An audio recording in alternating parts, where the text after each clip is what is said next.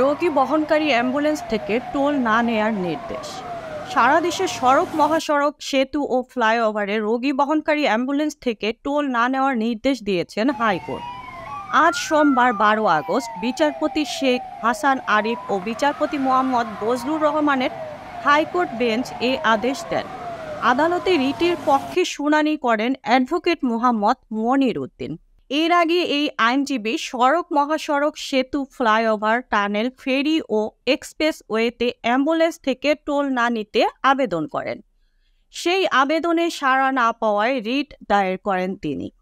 আবেদনে বলা হয়, অ্যাম্বুলেন্স থামিয়ে টোল প্লাজা থেকে টোল আদায় করা হচ্ছে এই আধুনিক সভ্য সমাজের জন্য অমানবিক ও মানবতা বিরোধী অপরাধের সমান।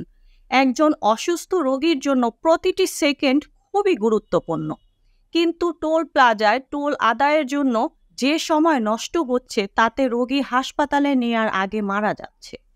আবার টোল প্লাজায় আটকা পড়ে রোগীর কাছে অ্যাম্বুলেন্স যাওয়ার আগেই রোগী মারা যাচ্ছে।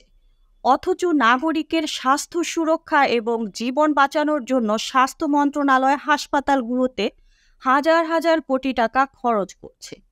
তাই অ্যাম্বুলেন্স থেকে টোল আদায় স্বাস্থ্য মন্ত্রণালয়ের উদ্দেশ্যের সঙ্গে সাংঘর্ষিক। শুধুমাত্র ভুল সিদ্ধান্তের কারণে মানুষের জীবন, অর্থ ও স্বাস্থ্যের ক্ষতি হচ্ছে। এই ছিল এখনকার প্রতিবেদন। নিত্য নতুন সংবাদ পেতে চ্যানেলটি সাবস্ক্রাইব করুন এবং আমাদের ফেসবুক পেজ ফলো দিয়ে রাখুন। Mukta Parvez, desk report, BE news, Dhaka.